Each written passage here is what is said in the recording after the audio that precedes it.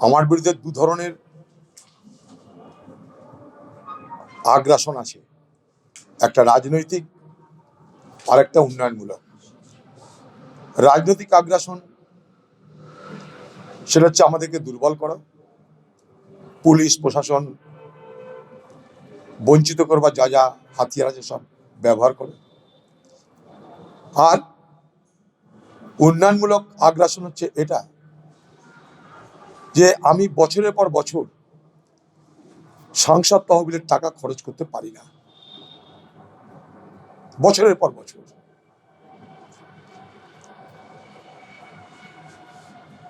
শুনলে অবাক হবেন যে প্রত্যেকটা জেলায় পঞ্চায়েত এবং পৌরসভায় সরকারের টাকা কিভাবে খরচ হয়, কেন্দ্র অথবা রাজ্য, সেটাকে মনিটর করার জন্য, দেখভাল করার জন্য, ভালো মন্দ বিচার করার জন্য একটা দিশা কমিটি বলে একটা কমিটি আছে। আমি সেই দিশা কমিটির চেয়ারম্যান প্রায় 12 বছর। আজ পর্যন্ত দিশা কমিটির মিটিং ডাকা হয়নি, তার একটাই কারণ, অধীর চৌধুরী চেয়ারম্যান। আর দিশা কমিটির মিটিং ডাকা হলে চৌর্যবৃত্তি এই জেলা সব ধরা পড়ে যাবে, কারণ আমি ঘটনাচক্রে সেই দিশা কমিটির চেয়ারম্যান। সেই কারণে এখানে আমার সেক্রেটারি হচ্ছে ডিস্ট্রিক্ট ম্যাজিস্ট্রেট নিয়মে, আমি চেয়ারম্যান, সেক্রেটারি ডিস্ট্রিক্ট ম্যাজিস্ট্রেট। তাকে বললে দিশা কমিটি মিটিং ডাকার তার হিম্মত হয় না। একবার একটা ডিএম এর হিম্মত হয়েছিল, তাকে তার পরের দিন ট্রান্সফার করে দেওয়া হয়েছিল। ফলে দিশা কমিটির মিটিং না ডাকার কারণে, সেই সুযোগ না পাওয়ার কারণে মুর্শিদাবাদ জেলা জুড়ে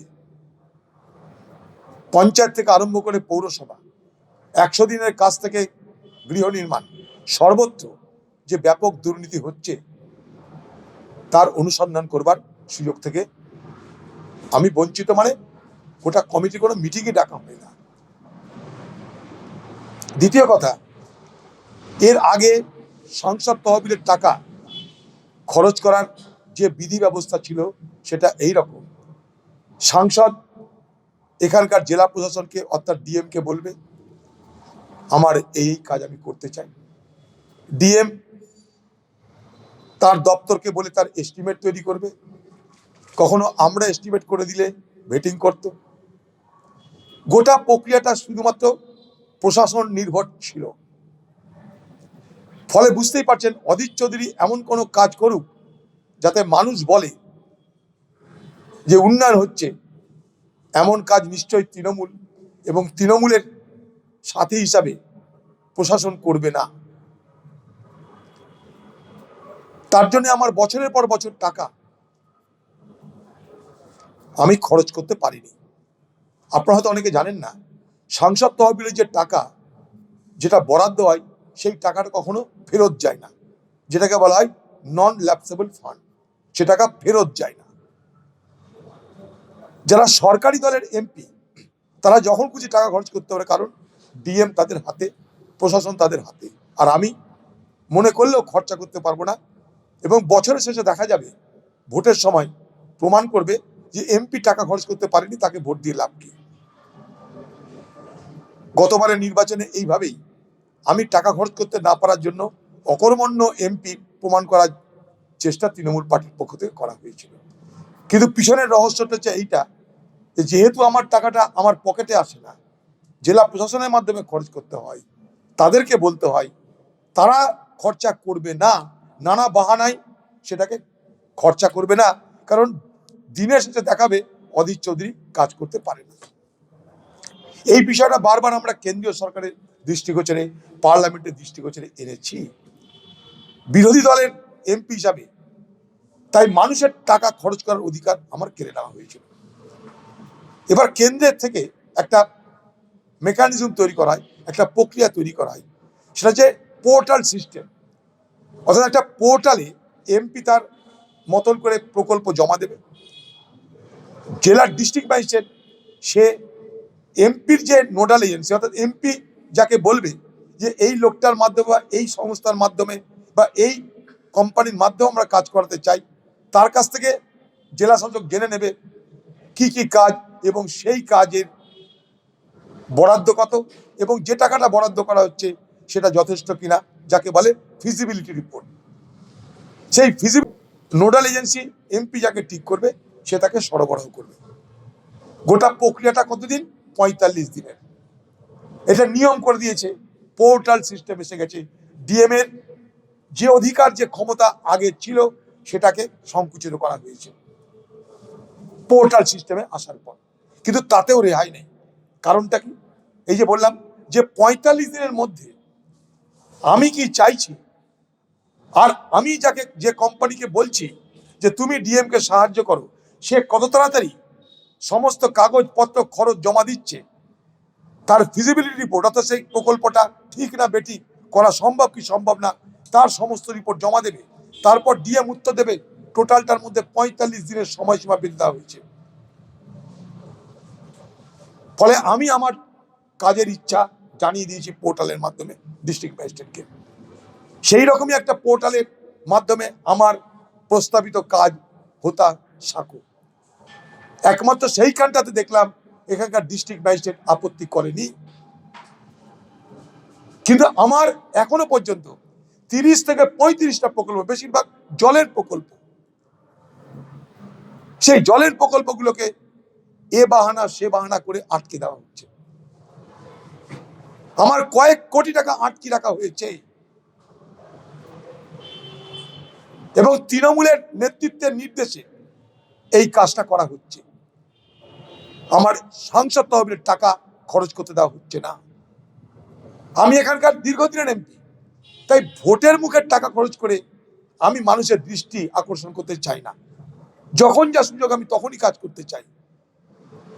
কিন্তু যে পোর্টাল নিয়মটা এসছে, এই পোর্টাল নিয়মের দৌলতে যে পোর্টাল সিস্টেমটা যে আছে চালু, সেটা ডিস্ট্রিক্ট ম্যাজিস্ট্রেটের আমাদেরকে ইনফর্ম করা উচিত ছিল, করেনি। আমরা কেন্দ্রীয় সরকারের কাছে, কেন্দ্রীয় দপ্তরের কাছে জানতে পেরেছি, কেন্দ্রীয় দপ্তর আমার সঙ্গে যোগাযোগ করেছে, যোগাযোগ করে আমাকে বলেছে সেখানকার অফিসাররা আপনি এই প্রক্রিয়ায় কাজ করুন। সেই প্রক্রিয়ায় কাজ করেছি বলে আজ ডিএম এর হাত পা কিছুটা বাধা পড়ে গেছে। তাই ইচ্ছা না থাকলেও আমাকে অনেক প্রকল্পের ছাড়পত্র দিতে সে বাধ্য হয়েছে। তার মধ্যেও নানা ফন্দি ফিকির করে তৃণমূলের নির্দেশে আমার উন্নয়নের কাজ আটকে দেওয়া হচ্ছে। আর এই গোটা ঘটনাটা ঘটেছে গত বছরের নভেম্বর ডিসেম্বর থেকে। তার আগে এই সুযোগটা আমার কাছে ছিল না। যেহেতু গত বছরের নভেম্বর ডিসেম্বর থেকে এই সুযোগটা আমার হাতে এসেছে, তাই আমি দ্রুত গতিতে মানুষের টাকা খরচ করার জন্য আপ্রাণ চেষ্টা করছি। আর সেই গতিতে বাধা দেওয়ার জন্য এখানকার ডিস্ট্রিক্ট ম্যাজিস্ট্রেট সে এখানকার তৃণমূলের নেতৃত্বের ষড়যন্ত্রে পরামর্শে বাধা দেওয়ার চেষ্টা চালিয়ে যাচ্ছে। তাই এখনো পর্যন্ত আমার কয়েক কোটি টাকার প্রকল্প কাজ আটকে আছে। এই মর্মে আমি পশ্চিমবঙ্গের মুখ্যমন্ত্রী, পশ্চিমবঙ্গের চিফ সেক্রেটারি, এখানকার ডিস্ট্রিক্ট ম্যাজিস্ট্রেট এবং কেন্দ্রীয় সরকারের যে সংস্থা, কেন্দ্রীয় সরকারের যে দায়িত্বপ্রাপ্ত যে অফিসার, তাদের যারা এমপিল্যাট দেখে, তার যে আলাদা দপ্তর, তাদেরকে চিঠি করেছি। সেই চিঠি আপনারা চাইলে আমি আপনাদের দিয়েও দিতে পারি। এইভাবে পরিকল্পিতভাবে এখানে তৃণমূলের এমপিদের টাকা খরচে কোনো আপত্তি নেই, কিন্তু অধীর চৌধুরীর টাকা খরচে আপত্তি। কারণ মানুষ খুশি হয়ে যাবে, খুশি হলে ভোটে প্রভাব পড়বে, অতএব বাধা দাও। ছোট উদাহরণ দিচ্ছি, আমি কাঁদি বাস স্ট্যান্ডে জল প্রকল্প বসাতে চেয়েছিলাম। কেন? আর্সেনিক মুক্ত পানীয় জল মানুষের দরকার, সেটা একটা বাস স্ট্যান্ড। আটকে দেওয়া হয়েছে, আটকে দেওয়া হয়েছে। আমি পুরনো কাঁদি বাস স্ট্যান্ডে প্রকল্প করতে চেয়েছি, আটকে দেওয়া হয়েছে। বিভিন্ন জায়গায় আমি বহরমপুর হাসপাতালের মধ্যে আর্সেনিক মুক্ত পানীয় জলের প্রকল্প বসাতে চাইছি, আটকে দেওয়া হচ্ছে। আমি কোথায় বসাচ্ছি? যেখানে মানুষের কাজে লাগে। হাজার হাজার রুগী আসছে, বাস স্ট্যান্ড, হাজার হাজার মানুষ যাতায়াত করছে, এইসব জায়গায় আমি বসাতে চাইছি, আটকে দেওয়া হচ্ছে। তার মধ্যে ব্যতিক্রম একটা উদাহরণ হোতা সাঁকো, আমি তবুও সেটার উল্লেখ করেছি। যেটুকু যার প্রশংসা পাওয়ার যোগ্যতা আছে সেটুকু প্রশংসা আমি করে থাকি। তাই হোতা সাঁকোতে সহযোগিতা করার জন্য আমি খোলা মঞ্চে দাঁড়িয়ে সমর্থন করেছি। কিন্তু বাকি আমার সঙ্গে যে বঞ্চনা হচ্ছে সরকারি দলের নির্দেশে, সেটা আপনাদের দৃষ্টি আকর্ষণ করলাম। এই বিষয়ে আমি ইলেকশন কমিশনের কাছেও আমার অভিযোগ দায়ের করব। এবার তোমাদের কথা বলি। একেবারে 4টি রাজ্যে একবার ভোটের দামামা বাজিয়ে দিলেন এবং একসঙ্গে 4টি রাজ্যে তিনি আজ প্রচারে নেমেছেন এবং এই রাজ্যে 9 দিনে 4 বার আজকে আসছেন এই জায়গাটাতে। সকালে কি বলবেন প্রধানমন্ত্রীর সফর নিয়ে? দেখুন, একদিকে প্রধানমন্ত্রী বা বিজেপি বলছে যে আমরা নতুন দেশ বানিয়ে ফেলেছি, পৃথিবীতে উন্নত দেশের তালিকায় আমরা ঢুকে যাচ্ছি, মানুষের অভাব মিটে গেছে, রুটি রুজি সব সমস্যা মিটে গেছে, ঘরে ঘরে আজকে খুশি আনন্দ, মা বোনেরা সবাই মোদি মোদি করছে, মোদি ভারতবর্ষের সব পরিবারের হৃদয় দখল করে নিয়েছে। তা যদি হয় তাহলে সেই মোদির এত ভ্রমণ কেন?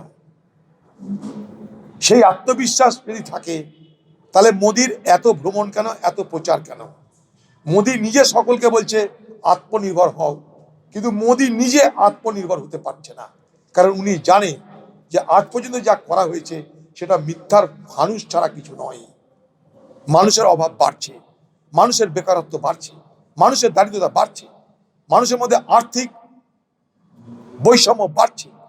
রাহুল গান্ধী তাই বলেছে যে আমরা চাকরির অধিকার আইনি অধিকার দিব, যেমন কাজের অধিকার আইনি অধিকার 100 দিন, খাদ্যের অধিকার আইনি অধিকার, খাদ্য নিরাপত্তা আইন, ঠিক তেমনি চাকরির অধিকার আইনি অধিকার। সেই মর্মে রাইট টু অ্যাপ্রেন্টিস, অর্থাৎ একটা ছেলে একটা যুবক কলেজ পাস করলে সঙ্গে সঙ্গে সেই বছর থেকে বছরে 1 লক্ষ টাকার স্টাইপেন্ড দিয়ে তাকে ট্রেনিং দেওয়া শুরু হয়ে যাবে, যাতে ট্রেনিং শেষ করে সে পার্মানেন্ট চাকরি পেতে পারে। এ একটা বৈপ্লবিক সিদ্ধান্ত এই ভারতবর্ষের বুকে, যেটা শুধুমাত্র পৃথিবীতে জার্মানিতে আছে। সেই প্রকল্প ভারতবর্ষে নিয়ে আসছে। 30 লক্ষ বেকার যুবকের চাকরি পড়ে আছে ভারতবর্ষের বিভিন্ন দপ্তরে, সেটাকে পূর্ণ করবে। ভারতবর্ষের প্রত্যেকটা লোকসভা কেন্দ্রে সেখানকার বেকার যুবকদের যাতে স্টার্ট আপ অর্থাৎ নতুন করে উদ্যোগ গ্রহণ করতে পারে, তার জন্য আলাদা করে কোষ, স্টার্ট আপ কোষ তৈরি করার সিদ্ধান্ত নিয়ে নেওয়া হয়েছে। কৃষকদের ন্যূনতম সহায়ক মূল্য কৃষকদের আইনি গ্যারেন্টি দেওয়া হচ্ছে। এগুলো সমস্ত বৈপ্লবিক সিদ্ধান্ত। যেমন করে মনরেগা 100 দিনের কাজ ভারতবর্ষের মানুষের আর্থিক বৈষম্য দূর করে দিয়েছিল, ভারতবর্ষের ঘরে ঘরে রুটি রুজির স্বপ্ন দেখিয়েছিল। খাদ্য সুরক্ষা আইন যেমন ভারতবর্ষের কোটি কোটি মানুষকে সস্তায় খাবার দেওয়ার ব্যবস্থা করেছিল কংগ্রেসের নির্বাচনের আগের প্রতিশ্রুতি অনুযায়ী, ঠিক তেমনভাবে প্রত্যেক বেকার যুবকের চাকরি এই সেন্সে নয় যে পার্মানেন্ট চাকরি এই সেন্সে যে অ্যাপ্রেন্টিস, অর্থাৎ স্কুল কলেজ পাস করার সঙ্গে সঙ্গে হয় সরকারি কোম্পানি কিংবা প্রাইভেট কোম্পানি তাদেরকে 1 লক্ষ টাকা বছরে দিয়ে ট্রেনিংয়ের ব্যবস্থা করবে। এটা আইন, এবং তার জন্য কোনো প্রাইভেট কোম্পানি যদি এগিয়ে আসে কেন্দ্র তাকে একইভাবে টাকা দেবে। এটা একটা বৈপ্লবিক সিদ্ধান্ত, ভাবাই যায় না। দাদা, ভোটের মুখে ফের অন্য কোনো সরকার করতে পারে। ये तो किसानों की खुद दुश्मन है बीजेपी पार्टी, और इसलिए किसानों के खिलाफ 3 काला कानून लाए थे, और 700 किसान की शहादत की बात मोदी जी कहते हैं कि मेरा तपस्या भंग हो गए।